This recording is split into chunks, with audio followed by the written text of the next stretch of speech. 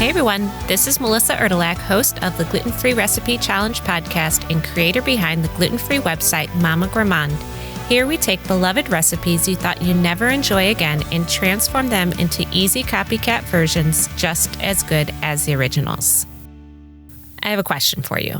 What is the recipe that makes you silently, or maybe not so silently, seethe that you can't eat anymore?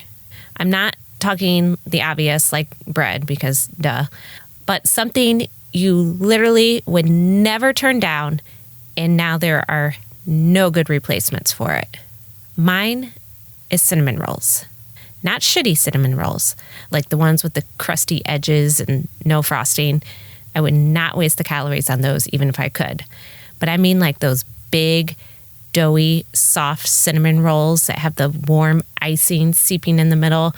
The ones that I would eat until the point of feeling like I could vomit, but then you would be left with the best part, so you had to eat it anyway and just pay the consequences.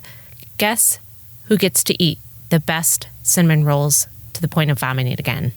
This girl. And I really hope you can too. I took one for the team, and I suffered through a lot of subpar versions, because the thing about cinnamon rolls is there's a lot of butter and sugar, which will make you overlook a lot of things we shouldn't have to put up with, like ones that are dry and crumbly or a super overcomplicated recipe. I would not do that to you. What turned out to be the magic ticket was I took a lot of the tricks that I use in my soft dinner rolls recipe. If those make people die from bread happiness, I figured why wouldn't it work here?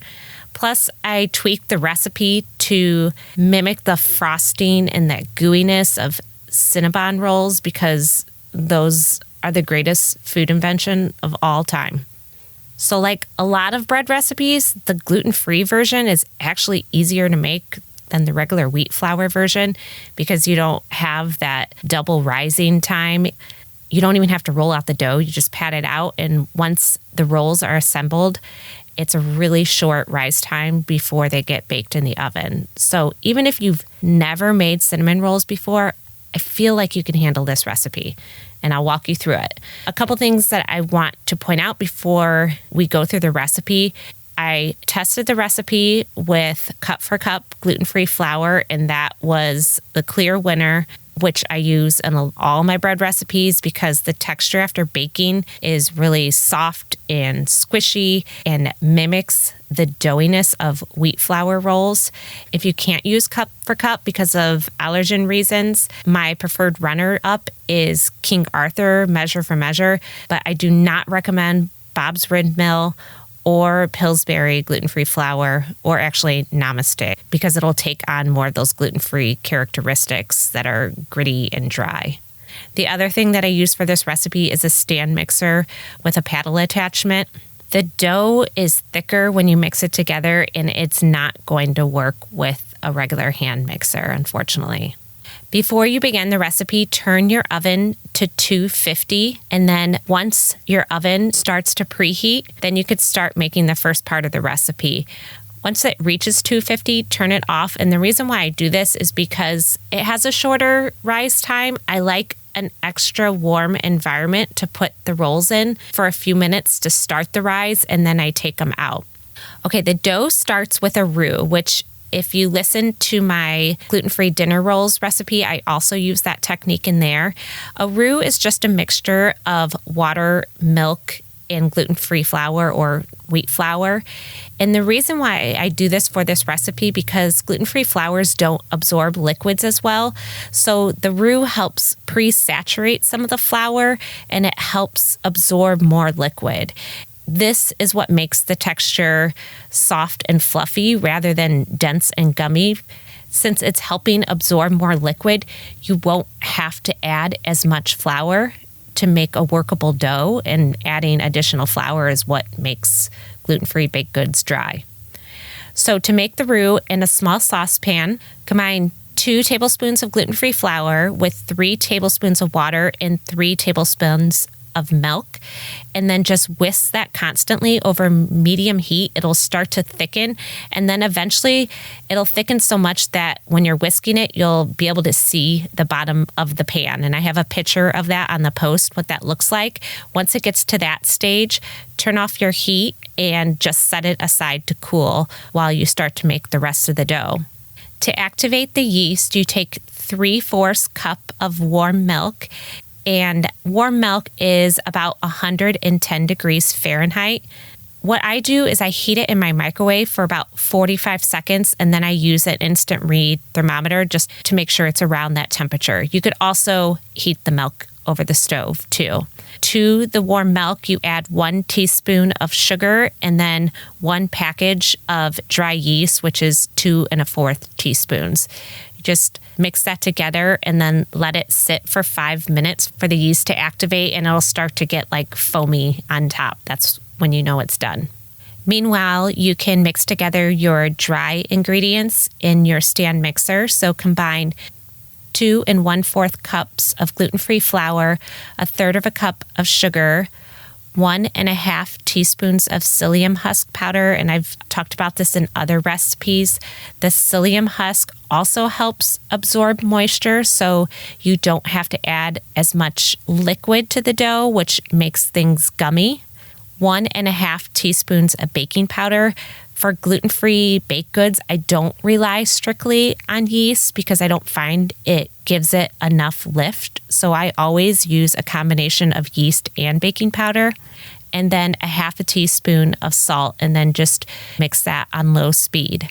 Once that's combined, you could add your warm milk yeast mixture along with 4 tablespoons of melted and cooled butter, 1 room temperature egg, and then your roux mixture that you made on the stove. And that's everything you need for your dough. Just combine it on low speed until it's blended. And then you're going to increase the speed to high and beat it for 5 minutes. After 5 minutes, the dough will be stiff, but it'll still be sticky to the touch, and that's fine. That's exactly how you want it. So now you can make the filling for the cinnamon rolls. And for that, in a small bowl, combine 4 tablespoons of slightly melted butter. This is one of the things that I struggled with. I tried softened butter. I tried completely melted butter. And what happened was it was either too runny, so when you would roll it, all the filling would fall out, or it was too thick and it was hard to spread onto the dough. So I settled on the in-between. Melt the butter in the microwave, but not to the point that it is completely melted, probably about like 50% melted. That's the sweet spot. So 4 tablespoons of slightly melted butter along with 1/2 cup of brown sugar and then 1 teaspoon of cinnamon. Now you're ready to shape your cinnamon rolls. To do that, spray a silicone baking mat or a large piece of parchment paper with nonstick cooking spray. And you're going to scrape the dough onto the greased surface. And then I also grease my hands with nonstick cooking spray, or you could just use a little bit of oil too. And pat the dough into a 10 by 18 inch rectangle. Then use a silicone spatula and just spread the filling evenly across the dough. And now it's time to roll it. You want to start with the edge farthest from you and roll the log towards you. Keep rolling the dough until you have about a 2-inch unrolled strip closest to you.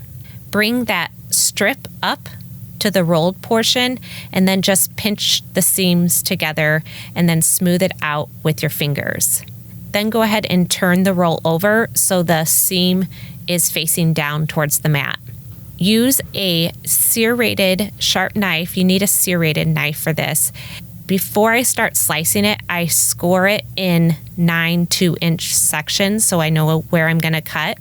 And then when you cut it, you want to use a gentle sawing motion rather than just like pressing down with the knife. And this prevents the cinnamon rolls from being like squished and misshapen when you put them in the pan. Once you have them all cut, then grease an 8 by 8 inch baking pan and transfer the rolls into the baking pan. cover with a lint-free dish towel, or you could spray a large piece of plastic wrap with nonstick cooking spray and let that rise in your warmed but turned off oven for 10 minutes. Then take the rolls out of the oven, set it at room temperature to let it rise for 20 minutes more.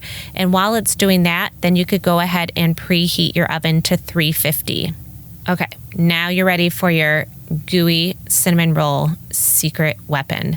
So to make the filling really gooey inside, the trick is to pour some heavy cream over the rolls before you bake them.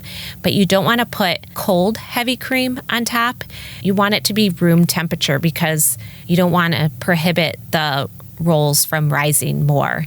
If it's not room temperature, then you could warm it briefly in the microwave until it's no longer cold, but it shouldn't be hot either. Pour 1/4 cup of heavy cream over the top. And I will say you could leave this part out, but I mean, why? You've gotten to this point. Just go for it. Then bake the rolls for 30 to 35 minutes. And to prevent the tops from becoming too brown before the dough's baked through, I loosely tent some foil over them for the last 10 to 15 minutes. The top should be golden brown, and then the interior should not have wet dough. For best results, I always test my internal temperature of gluten-free bread with an instant read thermometer, and it should read 190 degrees Fahrenheit inside when the rolls are baked through. Take them out to cool, and at this point you could prepare the frosting. If you go to the recipe card, I have 2 frosting options. You could do a powdered sugar frosting with butter, or you could do the cream cheese frosting. If you want the true Cinnabon experience, I would recommend the cream cheese frosting. And that is just 5 ounces of softened cream cheese, beat together with 3 tablespoons of softened butter, 1 1/4 cup of powdered sugar, 1 1/2 teaspoons of vanilla extract. You want to spread the frosting on, not when they're like smoking hot, but they should be pretty warm. So I would say let them cool for about 10 minutes and then spread the frosting on. And that's it. If you go to the recipe post, I also have instructions on how to make these ahead of time and freezing and the different frosting options.